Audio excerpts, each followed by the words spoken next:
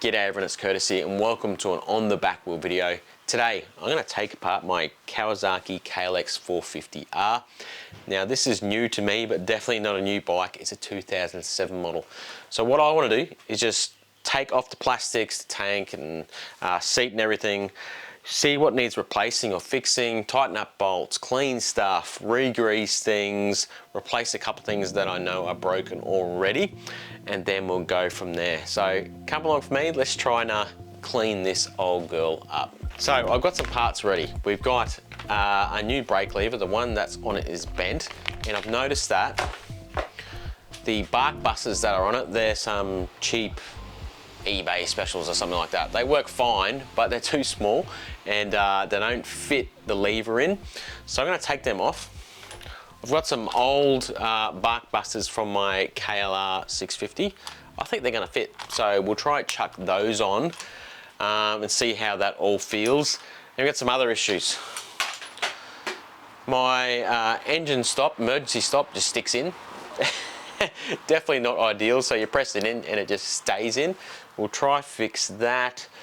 I've noticed that it's really fuely smelling. I think the float might be too high. So I'm going to check that out. I know for a fact that these are really hard to get the carby out of. You've got to take like your whole subframe off to get the carby. So I'll see if I can loosen some bolts or fix it. There's also like worn fuel lines and stuff, so we'll have a look at those. And there isn't a fuel line on the bottom of the float, so it's just leaking straight onto the engine. It's supposed to have like an overflow on it as well. So we'll look into all that, but first let's take some stuff apart and go from there. Right, let's start by getting these off. They should be easy enough, you would think. Famous last words. Oh, that's dodgy. How am I supposed to get that undone? Great difficulty. Now, I've got stuff all room in this garage because we're doing, oh, right. That came straight apart. I've got stuff all room in the garage at the moment because we're doing renovations and just everything's been crammed in the garage. It's painful, it's painful. Believe you me, I'm living it. These are those eBay style handguards. I don't have enough depth here, so you can't fit any levers in there. The stock levers don't fit, so this guy's just bent them to kind of fit. And then he puts this at like a lower angle, so they kind of go in between there. Obviously not really ideal, because if you're in the bush, your hands aren't really going to be fully protected, or your levers, which defeats the purpose, right? The stock bars, I've noticed they're like really in your lap as well, so we're trying to adjust them after we greased everything up and done that. Voila, they're off. Let's move on to the next thing. There is going to be a few things, I think. So next we're going to get the mirrors off. I've got an old foldable mirror. I'm just going to put one on the side, just in case I do some road wrapping, and even just to see my GoPro when I turn it on. You can look in the mirror, just check, yep, everything's on and I'm good to roll. So we'll get those off. Oh. For anyone who wonders why this bike weighs a little bit more than modern bikes and that, you just gotta look at stuff like the mirrors. Solid steel, pretty weighty. It's got a steel like frame underneath the rear guard as well. So stuff like this and that, they all add up, and that's where you get that little bit of extra weight. Plus modern technology, things are lighter, right? All right, we'll get this sucker off. Cool, gone. All right, let's just start taking stuff apart and see where she's at. Oh, they got some guts. Seat looks to be in good condition, that's nice. I'll try and pop the side panels off. Sweet. So I've just got the side panel off, and you look here where I'm pointing, this bit of the exhaust is all dented, so I've got the old hammer out and I'll try and fix that. Looks like it's taken a really big hit here at some point too, and that's pushed in, but look, what do you do? I'm not gonna worry about that for the time being.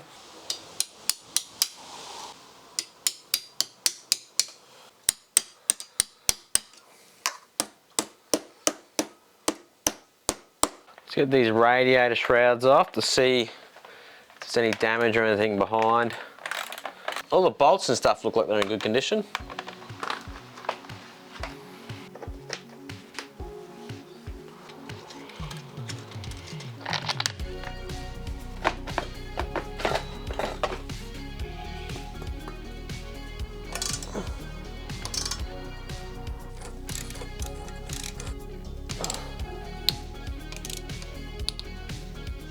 This bolt, it's borderline seized on, so I'm just trying to be gentle with it.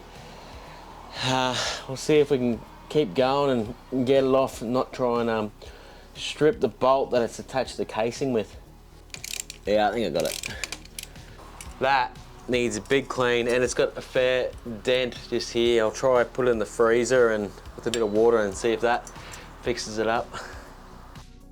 So it turns out the exhaust header stud was hard to remove because it was stripped. A little update on what's happening. This stud is stripped. It holds the header on, the header pipe. So I'm putting a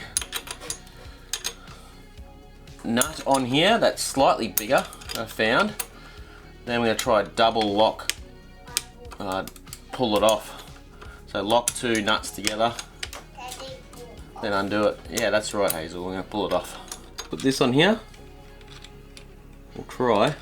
This is the first time I've ever done this. Maybe. There we go. Ring spanner, good idea. Getting there. There we go, got it out. Need to order some new ones of these. Well, I'm going to try clean up the pipes a bit. You can see they're just absolutely filthy. So I've got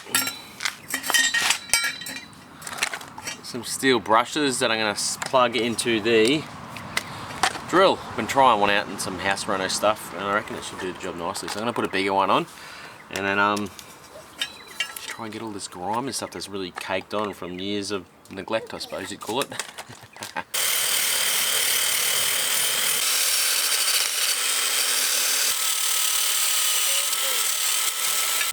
Yeah, boy. I then moved on to the rear pipe, which wasn't quite as dirty, but still in desperate need of a clean. I then removed the spark arrestor, and it was pretty clogged up, so I cleaned that too. Then it was time to bust out the heat gun and remove those old FMF stickers. How good are heat guns? Look how easy it gets those heat resistant stickers off. So here's the rear exhaust. It actually cleaned up really nice. Still got that ding in it.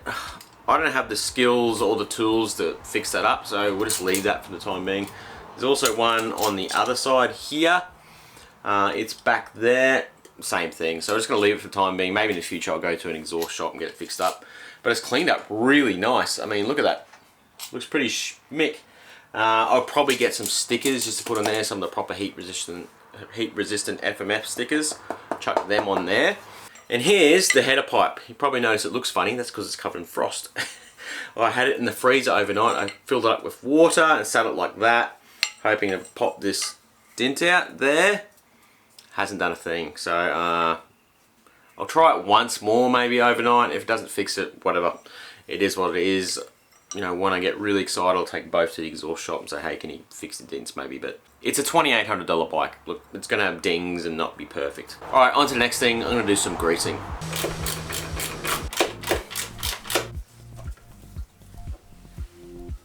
Oh yeah, these need a serious bit of grease. There isn't much going on there.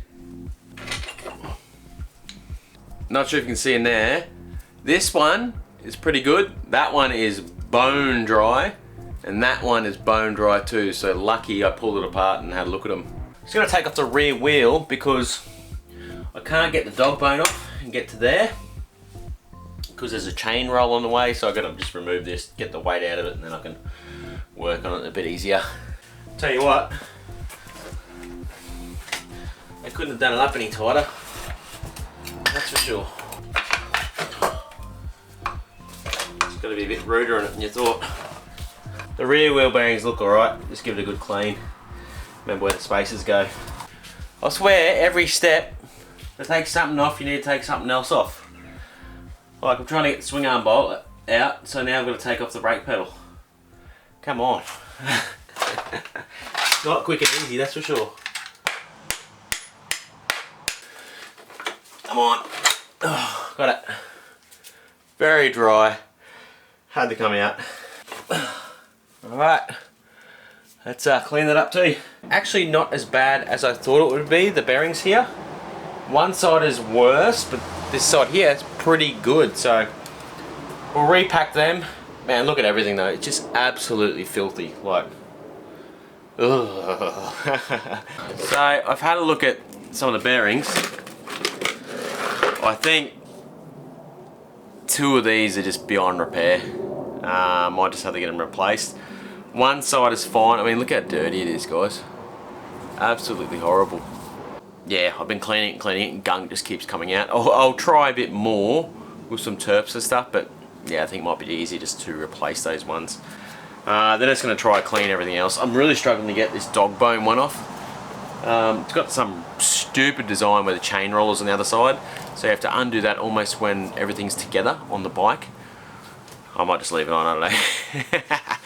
So we'll clean up what we got, reassess, and then look, we're gonna go to the bike shop. We're gonna go to the bike shop, right? I've already got to get that header stud, so we'll clean stuff up and reassess from there. Righto everyone, that's about all I can do today. To go any further, I need new parts. So I'm gonna order a swing arm and linkage bearing kit, just replace all them. Half of them are stuffed and half of them good, so we'll just replace them all. Once we get that, we'll put it all back together. Maybe a couple of other little things might get as well while it's all apart. Because it's a bit fiddly to take apart some of that, to be honest, so it'd be good to do it all while it's there. After that, we're going to replace the bark buses. We will change the levers. Then we'll set the bike up for me, and it just needs a really good clean. It just needs a good scrub and degrease, so we'll do that as well. Alright everyone, if you haven't, make sure you hit that subscribe button. It really helps grow the channel. It helps me create more content like this. And check out my other content. And let me know, is there anything you want to see me do to the big KLX? I'm still undecided on the tank. I've been searching for a second-hand oversized tank, but no luck, everyone wants to keep them. And to get a new one is about 520 bucks. But I really want one, and they look great. They're those clear ones. Then you can see where your fuel's at, and it gives me about 12.5 litres instead of 8. That's a pretty big jump. Alright, if you haven't hit that subscribe button, I'll stop rambling and keep it on the back wheel. Catches.